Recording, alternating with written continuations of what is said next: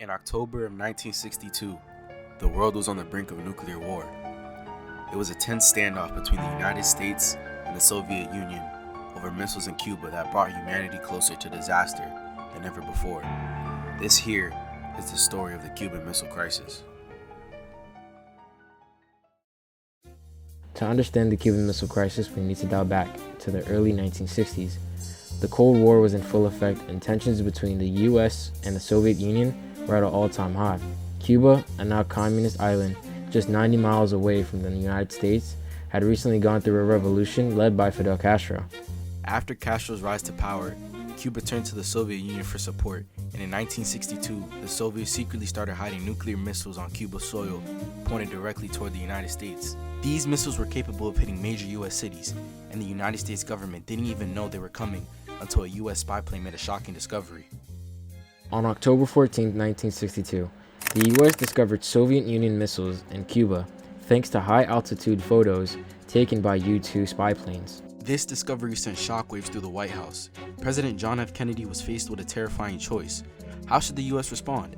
This wasn't just a political crisis, it was a matter of survival.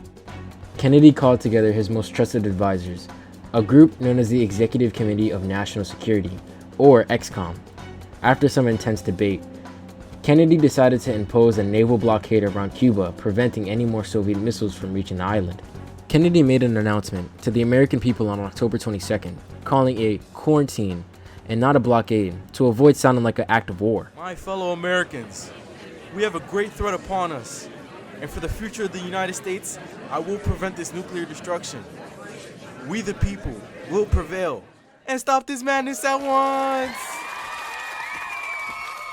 The world was watching now, and everyone knew that a single mistake could ignite a nuclear conflict. For 13 nerve-wracking days, both sides stared each other down. The Soviets, led by Nikita Khrushchev, refused to back down. Good evening, citizens! We will kill Americans! Yes! Yes! The US raised its alert levels, preparing for a potential invasion of Cuba. But behind the scenes, the two leaders were in constant communication, with back-channel negotiations happening through letters and phone calls. The crisis ended peacefully, but the damage to the world's security was clear. The Cuban Missile Crisis showed just how close the US and the Soviet Union had almost come to an all-out nuclear war. As a result, both countries realized how dangerous the situation had become. A direct hotline was established between Washington and Moscow to avoid misunderstandings in the future. The world had barely avoided a catastrophe. The Cuban Missile Crisis changed the course of history and reshaped the US and Soviet Union's relationships. It reminded the world of the importance of foreign affairs and dangers of nuclear weapons. Thankfully, the US prevailed, but the lessons of October 1962 remain relevant to this day.